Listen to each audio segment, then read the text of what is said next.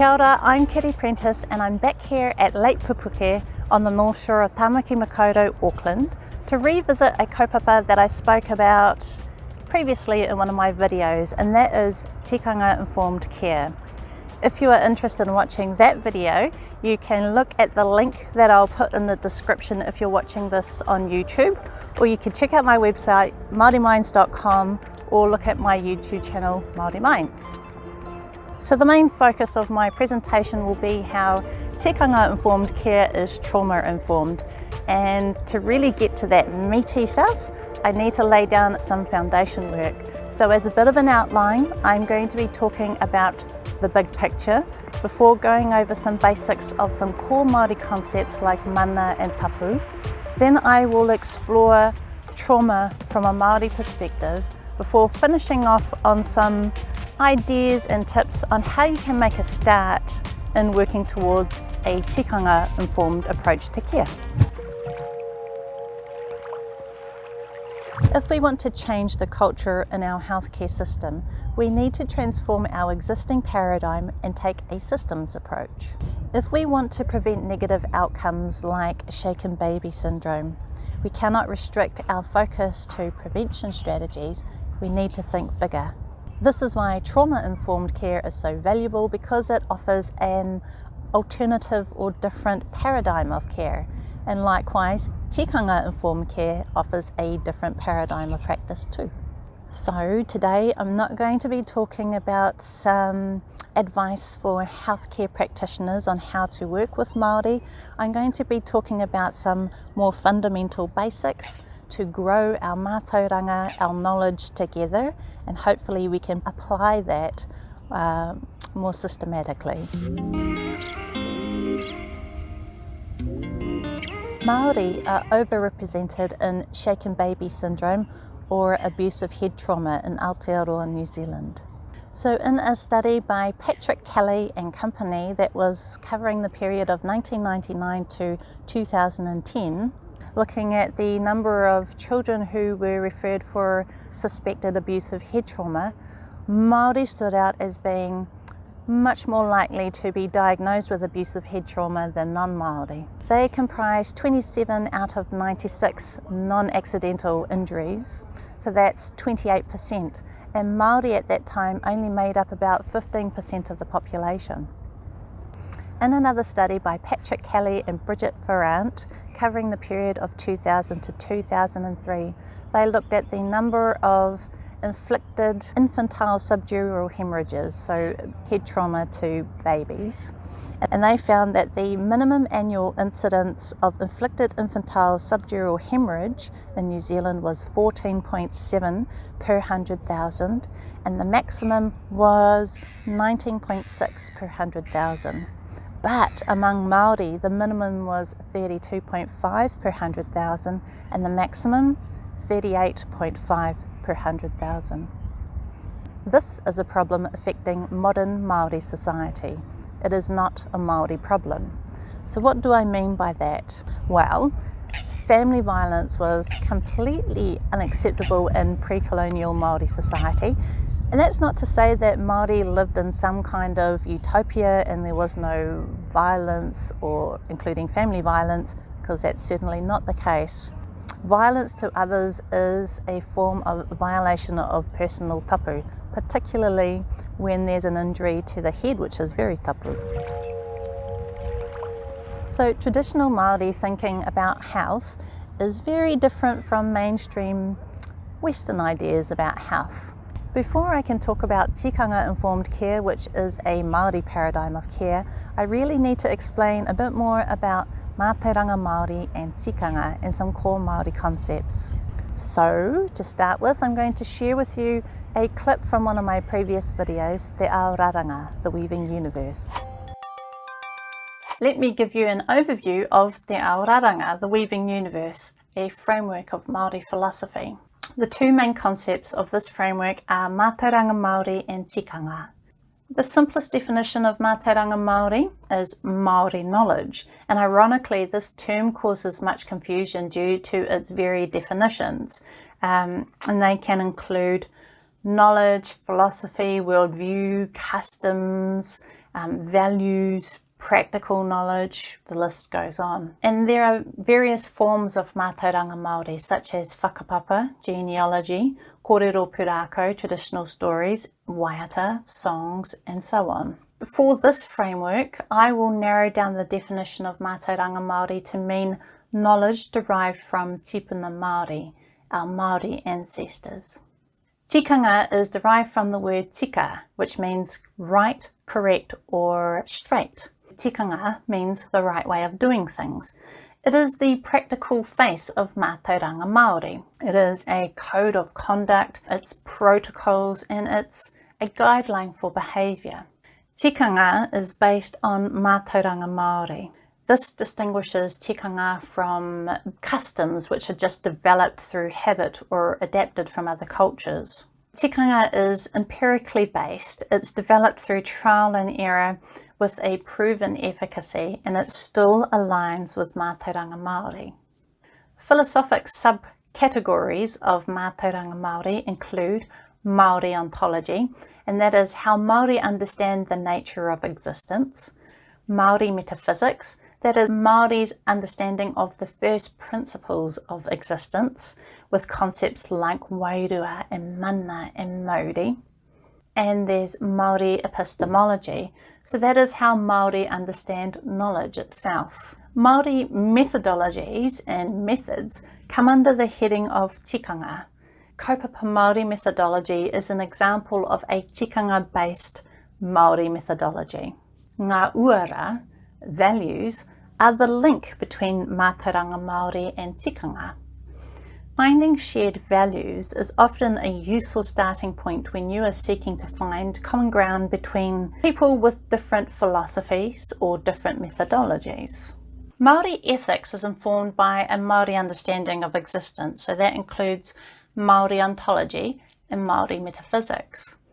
The way that it is applied in practice is guided by tikanga. Therefore, kaupapa Māori methodologies should be based on tikanga and therefore align with Māori ethics. Māori have an ontology of Whanaungatanga, meaning everything is connected through ties of kinship and relations are prior to relata. So things can only come into existence through their relationships. Now, if we compare this to some Western analytic philosophical traditions and science, we'll notice some big differences. An ontology of Whanaungatanga focuses on kin, not kind. It focuses on relationships and connections, and not trying to distinguish different things into categories or dissecting them into their component parts and reducing them down to their basic constituents. That is not how Māori philosophy works. So Māori philosophy embraces the subjective experience and the qualitative. And think about science. Science puts a lot of effort into being objective and focusing on the quantitative, that which can be measured and understood in terms of mathematics. An ontology of Whanaungatanga presupposes that everything is in a process of becoming, and there is no such thing as a static substance. It is very much about taking a broad ecological perspective on existence. If everything is connected in some way, every entity is its own little ecosystem that is embedded within yet another ecosystem. The best way to organise a relational universe is with whakapapa, and that's genealogy, rather than a taxonomy, so a classification system that is based on different categories of things that exist. Health is often translated into hauora in te reo Māori, but hauora means much more than that. You'll probably know that ora means life, and hau is a very interesting idea. Here's an example. The symbiotic relationship between a fungi and algae we call lichen. Now, lichen produces the soil substrate that can go on to support the emergence of a whole ecosystem. A nice example of this is the lichen on the rocky Rangitoto Island, giving rise to an entire Pōhutukawa tree forest. Another example of hau is when Mauri hunted the moa species to extinction. That happened because Maori at that time failed to appreciate the hau of the moa species, and they failed in their role as kaitiaki to protect it, and hence that led to the extinction of the moa. To explain hau a little bit better, I'm going to share another clip from one of my videos about hau. Hau, it seems, has largely been forgotten. Rarely do you hear it mentioned except when mentioning the wind, ngā hau e whā, the four winds. But hau means much more than that. Hau is an essential element of haura, that wonderful word we use to translate health and well-being. The notion of hau brings together ecology, sociology, economy and health. Rendered down to its most straightforward translation, hau means reciprocity. Ora means life, so hauora refers to the dynamic reciprocal relationships that are necessary for life and well-being, like the marriage of fungi and algae that begets entire ecosystems. In the old whare wānanga, where people went to learn to become tohunga, or priestly experts, initiates were taught to view the world through an ecological lens. They understood the foundation of existence to be the dynamic interrelatedness of all things, tangible and intangible. Now I call that the ontology of Whanaungatanga, and that's like Māori systems thinking, but on a grand scale. Now this understanding of the ontology of Whanaungatanga and hau was applied in rites and ceremonies like the dedication rites of babies at their birth to ensure a long life. Or in the case of tohunga mākutu, the knowledge was used to harm people. The compounding harms incurred from ignoring hau can be just as damaging as harm through the willful manipulation of hau. Now herein lies the importance of the role of kaitiakitanga.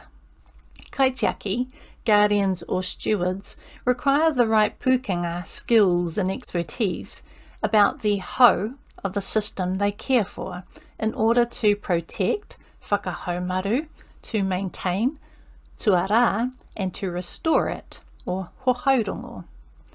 Tikanga, our protocols and methods, are a guide for kaitiaki in that work. To experience hauora, people need a healthy and intact hau, mana, tapu, mauri and wairua. These aspects are all interdependent. Mauri tends to be described as a vital essence, and it's often brought up in conversations about Polynesian vitalism and animism by the likes of anthropologists, or sometimes it's likened to the soul, but that's really not an accurate description of what Mauri is. Mauri is related to vitality in life, but that is because of its binding, cohesive nature, not because it is some magic animating force. Its cohesive nature opposes decay, death and entropy.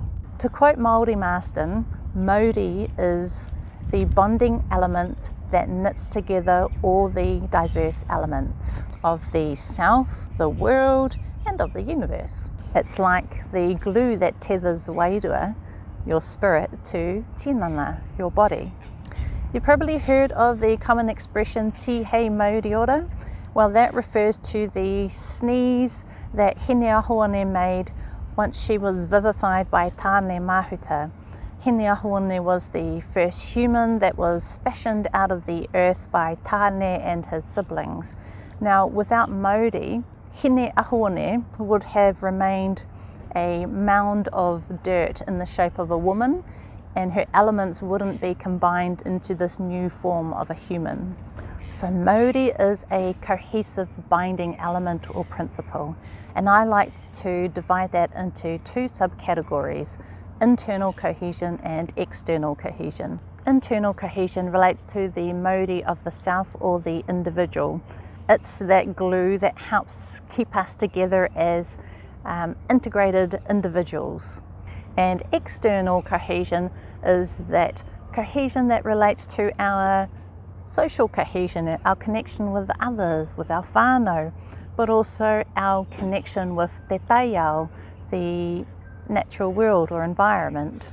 So somebody that experiences social isolation or are marginalised or alienated in some way will have poor external cohesion, or if they're living a life that's completely out of sync with nature, and that will impact their health, and it will affect somebody's tuakiritanga, and that is your expression of your personality or your identity. So sound tuakiritanga, personality, depends on Māori. Group cohesion depends on Māori. The viability of ecosystems depends on Māori. The sustainability of shared endeavours depends on Māori.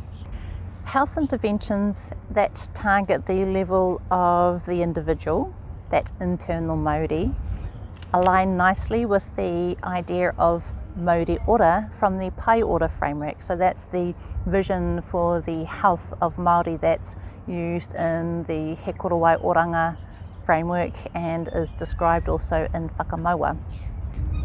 Health interventions that focus on a social level, the external cohesion level, align nicely with whānau ora. And health interventions that look more at nature and the environment align with Wairua, and that's all from the Pae Ora framework. So a key health intervention that works at multiple levels is to find ways to whakapiki Māori, or kia piki ake te Māori. That's to uplift the Māori. And that's kind of like charging your batteries. So you go from a state of languishing or diminished Māori, we call that Māori noho, to an awakening Māori, we can call that Māori oho, and all the way through to fully charged batteries when you experience Māori ora, and that's when you feel healthy and vital. The common meaning of tapu is sacred or restricted, and tapu is a ubiquitous thing. So that means that people have their own tapu, a stone has its own tapu, a mountain has its own tapu. The head is very tapu, so that is why you must ask permission before you touch somebody's head or do some procedures affecting the head. Blood, the afterbirth or body tissues, they are all considered tapu as well, and that's why some Māori would like to dispose of their own blood or tissues themselves, or feel reassured that your processes are aligned with tikanga and do that respectfully. So that's a little bit about tapu. Noa is the opposite of tapu, and that means to be free of restrictions. To whakanoa is the process of removing restrictions and making something free, normal or mundane, safe again. Within a hospital there is a mix of tapu and noa, of babies and people who are in the process of dying, or perhaps the dead, the sick and the well, the young and the old. In a hospital there are rapid transitions between these states from tapu and noa, and this makes that a very dynamic and challenging place where the need for tikanga guidelines to ensure that those transitions are safe and effective, that becomes much more important, valuable and necessary. So consider if somebody has died in a hospital room and you want to use that room after removing the tūpapaku, the body, for somebody who is obviously living and seeking wellness. That space would have become very tapu because of the death, and you need to whakanoa or make it unrestricted and safe, so that its purpose has gone from being the place where somebody who has died was lying at rest to a place that is conducive to building the health and well-being or the hauora of another person. So we use tikanga to guide our processes so that we can switch from tapu to noa, through a process of whakanoa, and an example of that would be karakia. Sometimes people will use water to help with the blessings. You might want to sing as a group waiata songs. That's a great way to whakanoa, and then maybe share some food afterwards. So these are all different ways that we can help support a space like a hospital to remain safe and fit for all these different purposes to serve the needs of the community. In Te Ao Raranga, I describe Tapu as the process of sanctification. And so that is about creating the conditions to allow the empowerment of a person with mana. To maintain your tapu, your sanctity and readiness for empowerment with mana, you need to maintain your boundaries. So you can imagine if you are stuck in an enmeshed dependent relationship, it would be very difficult to maintain your own personal tapu conditions to bring about your own capacity for empowerment. All of these metaphysical principles are interrelated, and you can't understand mana on its own. It's very closely related to tapu and mauri, which we've already spoken about. So mana is not just about some kind of magic power. It is not just about your authority and status, and you don't just pick up extra mana by doing lots of good deeds and receiving some kind of endorsement from the community. It's a bit more than that. So you need this process of setting your intention, having your boundaries, and being kind of sanctified by tapu. If you are dedicated to a purpose, like maybe you're a rangatira, a leader, and you put in a whole lot of work and dedication, and you set yourself apart to do that, and you make a whole lot of sacrifices and commitments, you are creating a tapu, the right conditions that you can be empowered. And it's not just through the atua, the different gods, that you can receive this empowerment. So you can be empowered by your people, your community, who endorse you as their leader. An individual might have their mana enhanced through manaakitanga. So it's not just about authority and status. And what you might notice about mana is if somebody has a whole lot of mana, they are different from other people. They will start to attract ideas and people to themselves like gravity, and they will be able to achieve tasks and things that other people can't do because they hold this mana. They are empowered to achieve the task. Other people might try, but if they don't have the mana to pull it off, the project won't go anywhere. So mana and tapu are very much about this process of individuation and being your own separate entity, but still part of a collective. For you to be able to achieve your self-determination, your mana motuhake, while also being completely connected in this universe of whanaungatanga, you need to understand this principle of empowerment of mana.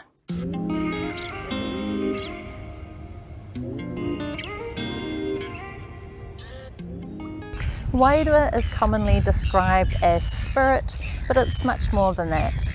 It's really difficult to define because it's not bound by the dimensions of time and space, therefore it's difficult to define. And in Te Ao Raranga, I describe Wairua as the process of transcendence. Wairua transcends life and death and time. And you'll hear very many different definitions of what Wairua is. Wairuatanga is the word we use for spirituality, and spirituality is a very personal thing, so it's important not to impose your own views on others, so that you can respect their expression of their own wairuatanga. Wairua is something that's really difficult to describe and define, and then sometimes it can be conflated or confused with Christianity or different beliefs. And Mauri have gone and made that a whole lot more difficult because we've amalgamated our own traditional beliefs with Christianity and have a number of different faiths like the Ringatu and the Ratana that smush those all together and make it really, really difficult to tease out what comes from a Christian whakapapa or heritage and what is more from a traditional Māori viewpoint. When a baby is shaken, Māori would consider that a hara, a sin, a wrong, or a transgression. And the effects of that transgression include a violation of tapu. The Māori word for brain is roro, ro. That's composed of two ros, ro ake and ro iho. They were the twins born to Ranginui and Papatuanuku, and they were the second and third born of their 70 children, according to some takes on that kōrero pūrākau, that traditional story. And the firstborn child was Uru te Ngangara, so he was the most tapu or sacred of the tamariki, and soon after came ro iho and ro ake, and they were actually the ones that helped construct the brain. When Tāne Mahuta had recruited the help of his other siblings to not only seek out the uha, the feminine element that he needed to create a human wahine, but also when he was shaping her body, her form out of the soil at Kurawaka. Why is that important? So that connection to the elder siblings is another link or demonstration of how sacred or tapu the brain is. So as I mentioned before, tapu establishes the conditions for people to be empowered with mana. So if you've had a violation of tapu, it will impact on somebody's ability to be empowered with mana. So somebody's mana capabilities are going to be diminished, and that can be enduring. So it's much more difficult for somebody to achieve mana motuhake, that self-determination, or express their pū manawa, their innate talents and attributes that are unique to them. Mana and tapu are all interdependent with Mauri and Wairua and so forth. So somebody's Mauri will likely be depleted. That will mean that they will lack internal and external cohesion. So internally they may struggle with their tuakiritanga, their personality, their integration of the self, mental health issues included. They may also struggle with those external cohesion elements, so their ability to find a place where they belong, where they fit in, and are not kind of alienated or marginalised because they don't quite fit, or their ability to have a healthy sleep-wake cycle and sync with te taiao, the natural world, like the maramataka, and that's our lunar calendar.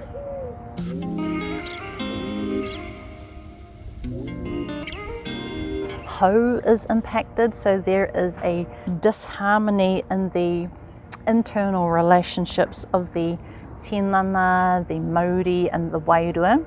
So that disharmony in those synergistic relationships relates to somebody's hau, and there might be a disharmony in their external relationships as well. So they may be more vulnerable to experiencing discrimination, social isolation and hardship. When there is a hara, a transgression that is left unaddressed, it can accumulate over time and transcend generations. So it can go down your whakapapa lines, and what I'm referring to here is transgenerational trauma. Where I'm from in Tūhoe, in the Urewera, we use a concept called kahupo. Kahupo means spiritual blindness, and kahupo basically is the opposite of haura. And the risk of a hara, a transgression that causes negative effects, can result in the person being in a state of kahupo, of spiritual blindness, a state where they lack purpose and meaning. Add in there the historic trauma of Mauri and disadvantage and adversity, and there is a lot more effort required to address those ailments than just physical interventions.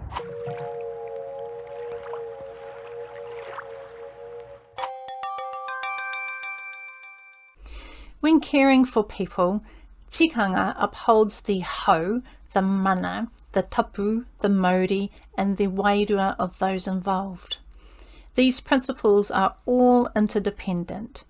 You can't have haora if your mana is trampled, if your mauri is depleted, if your tapu is violated, and if your wairua is broken or disconnected. If our care is not informed by tikanga, we run the risk of harming people. We can compound the trauma already experienced by tangata Pae Ora, and we can inadvertently hurt our kaimahi, our workforce, by putting them into unsafe situations without tikanga to help them navigate through. Tikanga-informed care is trauma-informed. Tikanga is dynamic and is tailored to the needs of the community that shape it. We learned through the COVID pandemic how tikanga can be quickly modified to ensure that it continues to benefit and safeguard the community and doesn't become harmful. COVID-19 infection control measures and tikanga are both there to protect the well-being of people and are complementary. They need not come into conflict. And you can see the necessity of kaumātua and kuia, our Māori experts, to ensure that tikanga remains current in such a dynamic context. Tikanga-informed care is a paradigm of care and well-being. It's the way we operationalise Mātauranga Māori. There are some key values, including manaakitanga and whanaungatanga. It involves protocols for engagement, tikanga-informed interactions. Included in tikanga-informed care are Māori healing interventions. When you combine Mātauranga Māori, including the Ontology of Whanaungatanga, the process of wānanga, and Māori metaphysics, values and tikanga, you can create novel remedies to some of the ailments of our current healthcare system. One such creation is tikanga-informed care. Here are the key features of tikanga-informed care. Tikanga-informed care is a broad approach that focuses on creating the optimal conditions for hauora. It starts with an ecological big picture, that's the Ontology of Whanaungatanga, and it is grounded in Mātauranga Māori. Tikanga-informed care upholds Māori values and principles, and it is from Māori for everyone. It aligns with equity and te tiriti or waitangi obligations. It is dynamic and locally tailored, and it is inherently humanising, strengths-based, trauma-informed, and culturally safe. For me, there are 8 broad principles and values, so mātāpono, of tikanga-informed care. Tika, pono and aroha. We often group those 3 values together. Tika mean right and true, pono meaning honest, and aroha doesn't just mean love, it means seeing the real person, focusing and attending to their ha, their essence. You got kaitiakitanga, guardianship. That relates to guidance, reciprocity, so that includes utu and ho. Restoration and reconciliation. Next is whanaungatanga, relationships. It's all about connecting, belonging, therapeutic relationships, and included in that is that particular relationship dynamic of the tuakana teina, the older and younger sibling or cousin, and the interchange of who is the expert, who is the learner, and vice versa. Manaakitanga, so care and hospitality. How you really enhance and uplift somebody's mana. So mana enhancing and mana protecting practice. Wairuatanga, spirituality. Whakapuke, mana motuhake. So that's about enhancing or uplifting somebody's mana, empowerment and self-determination and choice. Whakapuke tapu is about respecting, protecting and maintaining tapu. Tapu relates to boundaries, rules, expectations, role clarification, so tapu. And finally, whakapuke mauri, which means to uplift somebody's vital life essence. Take them from mauri noho, when they're in a low state of mauri, to Pae Ora, well-being. So if you take a look at the values and principles of tikanga-informed care and trauma-informed care, you can see the similarities there, can't you? Māori healing interventions. There are many. A pōwhiri and mihi whakatau can be healing. There is rongoa, our traditional healing practices. Mirimiri and romiromi, which is massage. A pure, a traditional ritual of purification that involves water. Hohaurongo, so that is peacemaking and conflict resolution. Then there are all the mahi atoi, so the creative arts like raranga, weaving, whakairo, carving, kapahaka, the list goes on. There are many subcomponents to those healing Māori interventions. Karakia, prayer, taku, ancient incantations, mihi, acknowledgements, waiata, singing, songs, whai kōrero, speeches, whakawhanaungatanga, that connecting, manaakitanga, that hospitality and reciprocity, hongi and hariru, when you're pressing your nose and forehead together and sharing the breath of life, and kōrero pūrākau, so using traditional stories or narratives to explore and heal. I want to quickly touch on pōwhiri and mihi whakatau because they are Māori healing interventions. They can de-escalate and are used in first encounters. An important feature of mihi whakatau and pōwhiri is that they facilitate rapid transitions. A transition from tapu to noa, restricted to free and neutral. From a triggered or trauma-activated state to being tau and settled. A whakatau. From dark to light, confused to aware. Mai te pō, ki te whaiau, ki te ao mārama. They create safe processes and avoid further mamai, harm and re-traumatization. What are some of the effects of a pōwhiri and a mihi whakatau? They enhance mana. They enhance mana motuhake. They respect and protect tapu. They uplift the Mauri, they build whakawhanaungatanga, and they manage people's expectations by clarifying roles, responsibilities, processes and rules. Māori healing practitioners are a diverse bunch. They are diverse in their mātauranga, their knowledge and their pukenga, their skill sets. But one of the things that's common amongst Māori healers is they are masters of manaakitanga and whanaungatanga.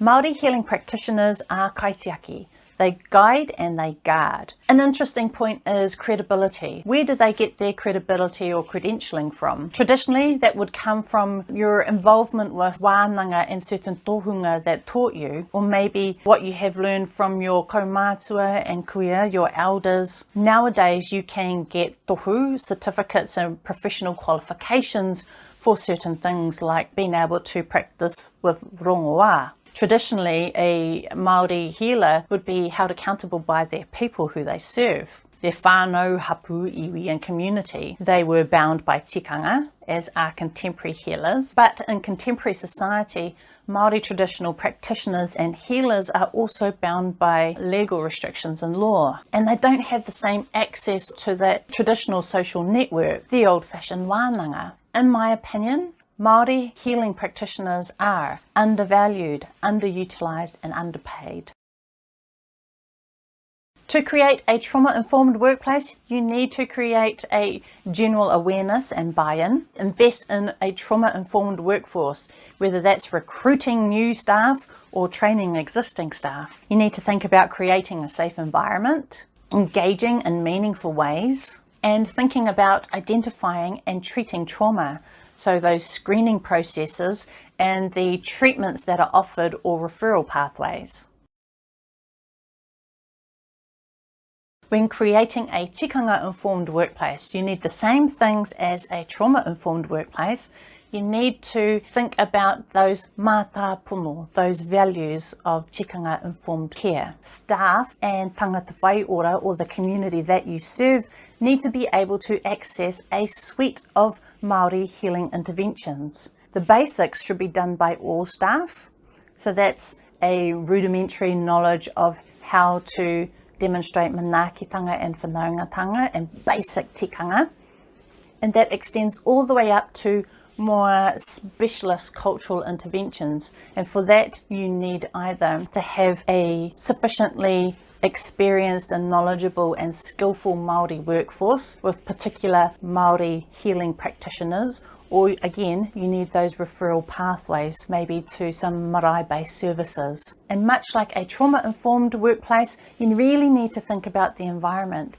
Can you indigenize a space, beautify the space, make it more welcoming and less sterile? Think about the taiao, the natural world, and bringing the outside in. Or finding healing spaces outside of the clinic, because not all healing and well-being can be found inside a clinic.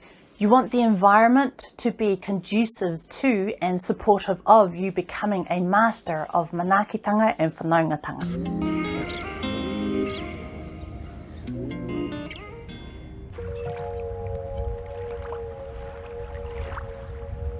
What are some tips or considerations to think about at an organisation level? If you want to tailor tikanga, you need to think about who are the tikanga tailors. They are our kaumātua and kuia. Does your organisation have enough kaumātua and kuia to effectively tailor tikanga to your organisation's needs? Do you need to expand your kaumātua and kuia workforce to meet those needs?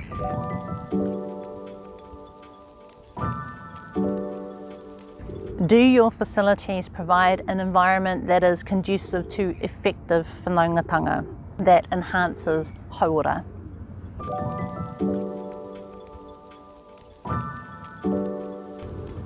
Do you have enough of a specialist Māori workforce to help you achieve your needs?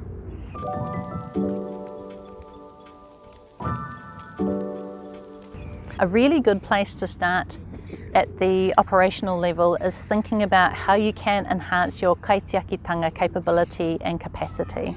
For that, you need to feel comfortable and confident that your leadership become experts with managing the whole of the system that they are responsible for, so that they are able to recognise a disturbance in the hoe. They will know how to change policies, procedures and support training that enables them to whakahaumaru, to safeguard the hoe and to make use of utu and hohaurongo to restore the hoe.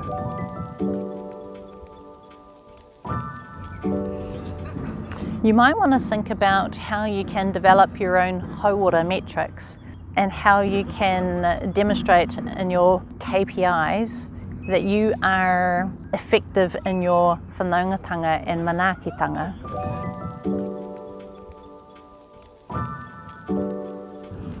What can you do to support your non-Māori workforce to work better with Māori applying a tikanga-informed approach? One way to apply Tikanga-Informed Care at a health practitioner level is to think about how you structure your assessments, your aromatawai. And you can base that on the hui process, which is pretty simple and tikanga-informed. So you might want to start by offering people to start with a karakia and follow that with a mihi-mihi acknowledgement, and follow with the process of whakawhanaungatanga where you build relationships. Then you want to set the kaupapa, the agenda, and have your kōrero before summarising things with a poroporoaki and then closing it with a karakia. And if necessary before the karakia, you might want to go back and make some particular acknowledgements or mihi-mihi to close things up on a positive note.